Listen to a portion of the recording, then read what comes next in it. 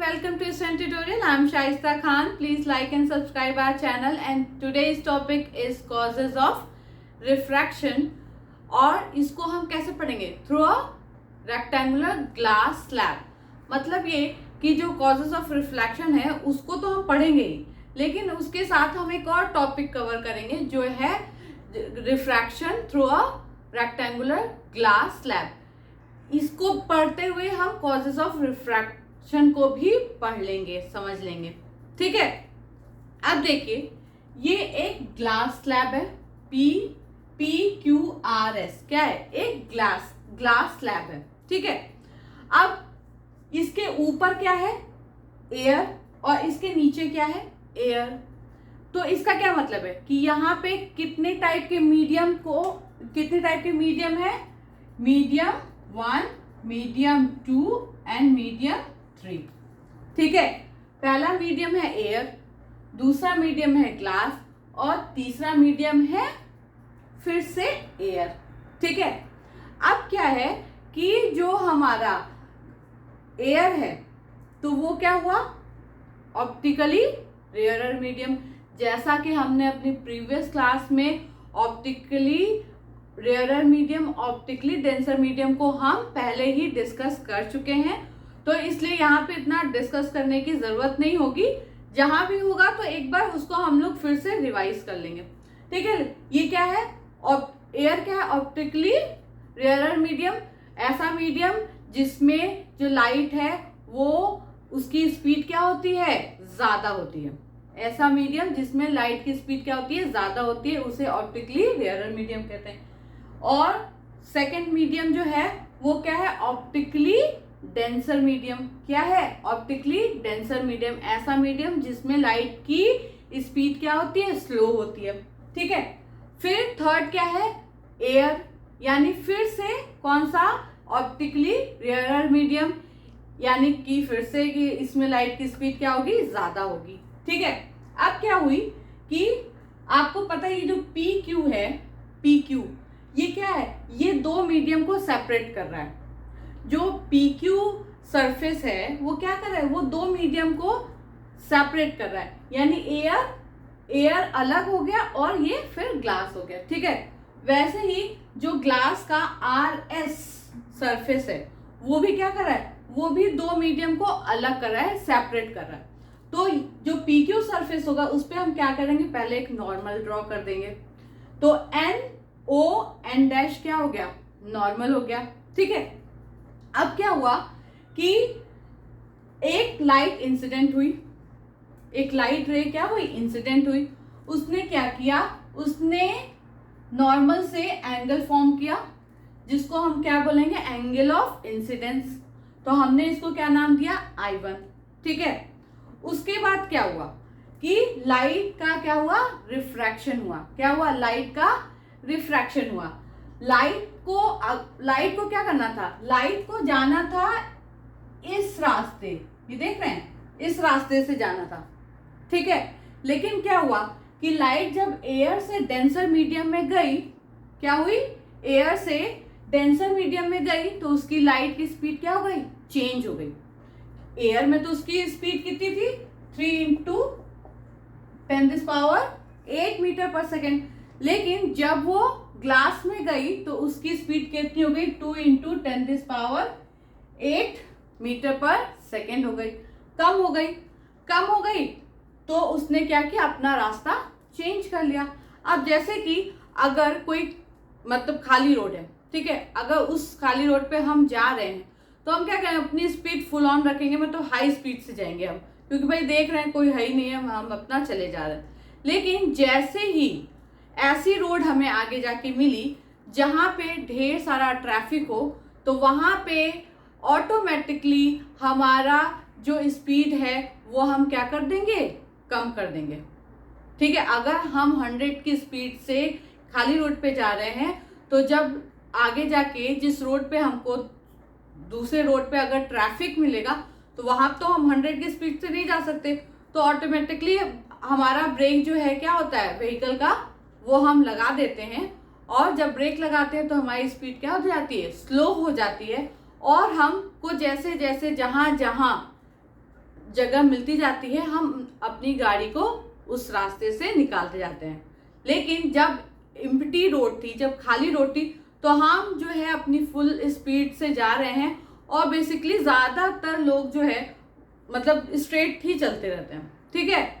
लेकिन जैसे ही भीड़ आती है या जैसे ही ट्रैफिक आता है तो हम क्या करते हैं, हम अपनी जगह को बनाते हुए चलते हैं।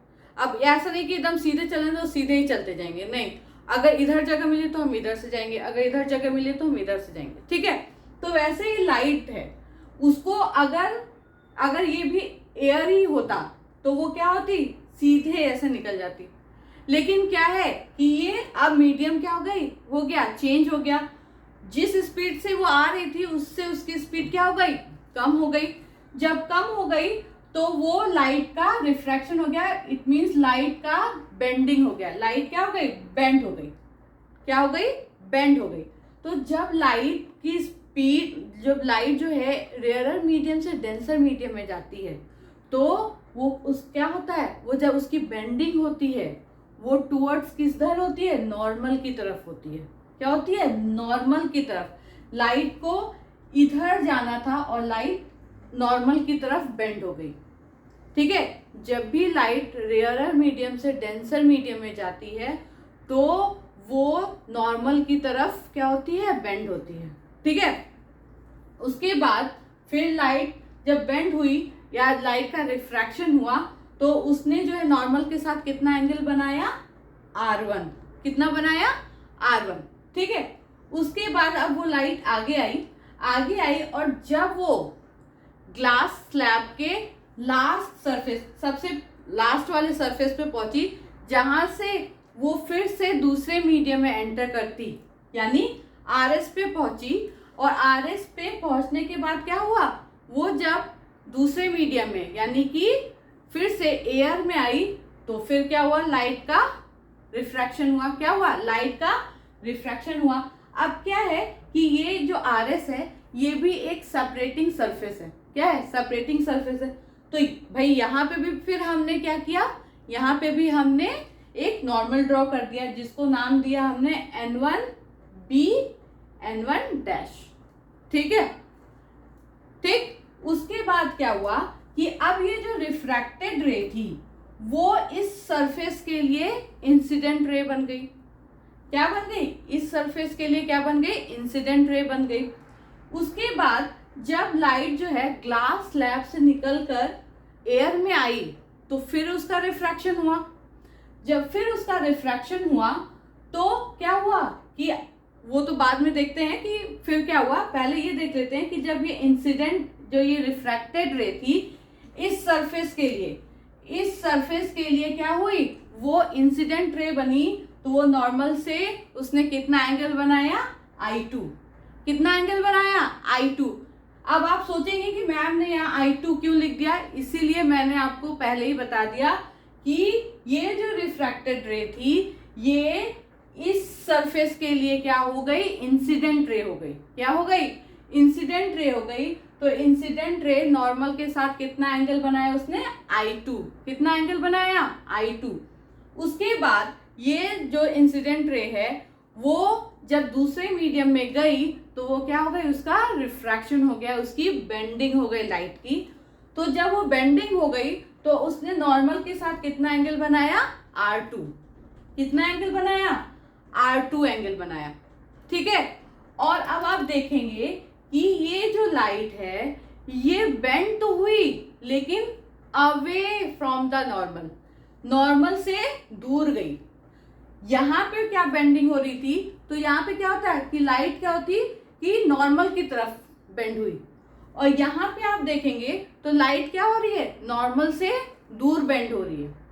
इसका क्या मतलब है, इसका कंक्लूजन ये है कि जब लाइट डेंसर मीडियम से रेयरर मीडियम में जाती है तब लाइट का जो बेंडिंग है वो अवे फ्रॉम द नॉर्मल होता है।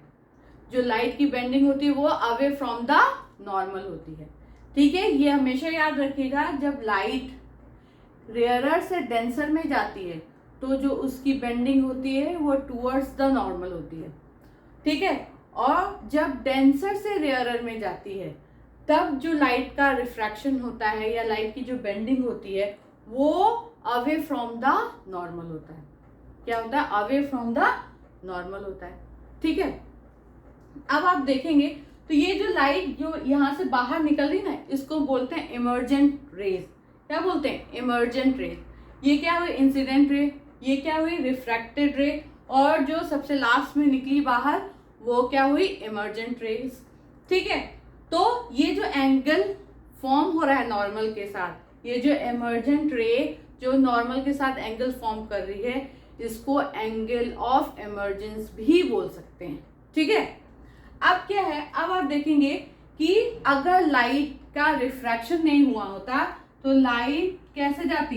अपने इस पाथ से जाती। लेकिन क्या हुआ? लाइट का तो भाई रिफ्रैक्शन हो गया, तब लाइट ने क्या किया? अपना पाथ चेंज कर लिया। लाइट का पाथ चेंज होता गया हर मीडियम में, तो अब वो लाइट जो है यहाँ ऐसे निकली। ठीक है, तो ये जो डिस्टेंस है, ये जो डिस्टेंस है, इसको क्या बोलते हैं? लेटरल डिस्प्लेसमेंट या लेटरल डिस्टेंस बोलते हैं। ठीक है, ठीक, ये पूरा जितना फिगर था ये मैंने आपको समझा दिया है। अब हम अपने थ्योरी पोर्शन पे जाते हैं। अब जो है हमारा थ्योरी पोर्शन क्या कह रहा है? वो कह रहा है when a ray of light travelling in air enters into glass the speed of light decrease. वो कह रहा है कि जब लाइट क्या है एयर से ग्लास में एंटर करेगी तो क्या हो जाएगा? लाइट की स्पीड क्या हो जाएगी? कम हो जाएगी। 3 इंटू 10 पावर से कितनी हो जाएगी? 2 इंटू 10 पावर 8 हो जाएगी। ठीक है, अब आपको लग रहा होगा कि मैम जो है यहाँ पे तो मैम को याद है, मैम बता दे रही हैं स्पीड और फिर हम लोग क्या करेंगे? हम लोग को भी याद करना पड़ेगा। तो ऐसा नहीं है। 3 इंटू 10 पावर 8 ये तो आप ऐसे भी याद ही रहेगा आपको। और जो वैल्यूज हैं लाइट की स्पीड की वो आपको दिया रहेगा क्वेश्चंस में। ठीक है, उसके बाद है therefore bending of light occurs at the interface of air and glass। जो लाइट की बेंडिंग है वो कहाँ होगी? एयर और ग्लास के इंटरफेस पे होगी। ठीक है, उसके बाद when a ray of light goes from air into glass it bends toward the normal। मतलब ये कि जब लाइट जो है एयर से ग्लास में गई तो लाइट की बेंडिंग किधर हुई? Towards the normal. ये सारी चीजें मैंने अभी आपको एक्सप्लेन किया है, इसलिए यहाँ पे ज्यादा एक्सप्लेन नहीं करूँगी, ये वही चीजें लिखी हुई हैं बस। फिर उसके बाद क्या है? When a ray of light travelling in glass enter into air. अब वो ग्लास से कहाँ गई? फिर से एयर में गई। The speed of light increase. जो लाइट की स्पीड थी वो फिर से क्या गई? 2 इंटू 10 पावर 8 से कहाँ चली गई? 3 इंटू 10 पावर 8 हो गई। मतलब एक खाली रोड के बाद आपको एक ट्रैफिक वाली रोड मिली और ट्रैफिक वाली रोड के बाद आपको फिर से एक खाली रोड मिल गई। बस वही वाला हाल है। तो क्या हुआ कि लाइट की स्पीड फिर से इंक्रीज हो गई।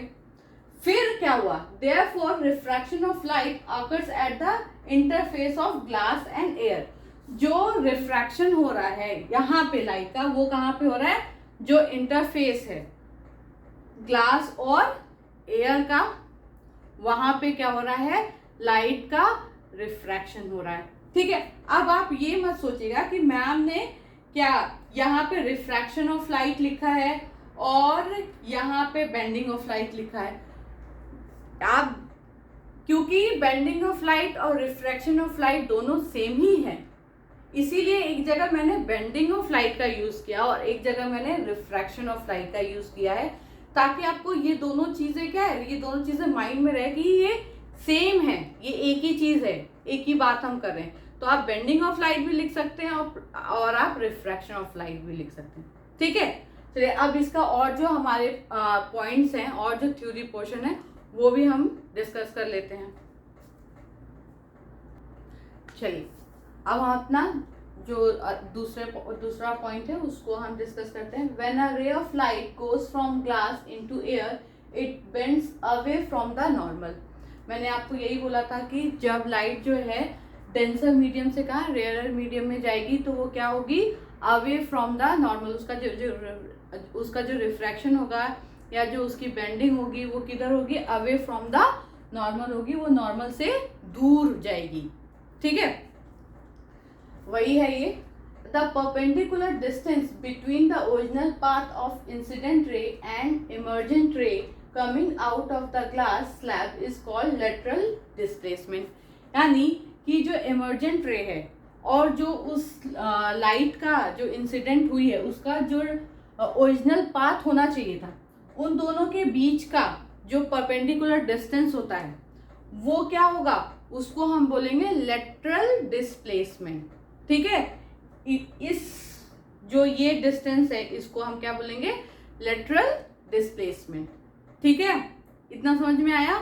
ओरिजिनल पाथ और जो इमर्जेंट रे है उन दोनों के बीच की जो डिस्टेंस होगी उसको बोलेंगे। ठीक, अब ये जो हमने पूरा पढ़ा कि रिफ्रैक्शन थ्रू अ क्या है, मतलब रेक्टेंगुलर ग्लास स्लैब, तो ये सब का जो क्या मॉरल ऑफ द स्टोरी या इस सब का जो निचोड़ था वो क्या था, वो ये था, the causes of refraction is the change in the speed of light in going from one medium to the other। यानी कि ये जो रिफ्रैक्शन हो रहा है, ये जो रिफ्रैक्शन हो रहा है उसका कारण क्या है, उसका कारण है लाइट की स्पीड जो कि मीडियम अलग अलग मीडियम में अलग अलग है। ठीक है, एयर में ज़्यादा है तो वाटर में उससे कम है, तो ग्लास में उससे भी कम है। तो ये जो लाइट की जो स्पीड है वो जो हर मीडियम में चेंज हो रही है उसकी वजह से ही क्या हो रहा है, रिफ्रैक्शन हो रहा है। उसकी वजह से क्या हो रहा है, रिफ्रैक्शन हो रहा है। जो रिफ्रैक्शन के कॉजेज हैं वो किसकी वजह से हो रहे हैं, वो स्पीड ऑफ लाइट की वजह से हो रहा है, जो कि वो एक मीडियम से दूसरे मीडियम में जाने पे चेंज कर रही है। ठीक है, ठीक, जो हमने यहाँ पे लिखा था कॉजेज ऑफ रिफ्रैक्शन, तो ये आपको जो रेक्टेंगुलर स्लैब जो ग्लास स्लैब था उसके थ्रू उसका जो रिफ्रैक्शन था उसके थ्रू हमने क्या आपको बताया, कॉजेज ऑफ रिफ्रैक्शन।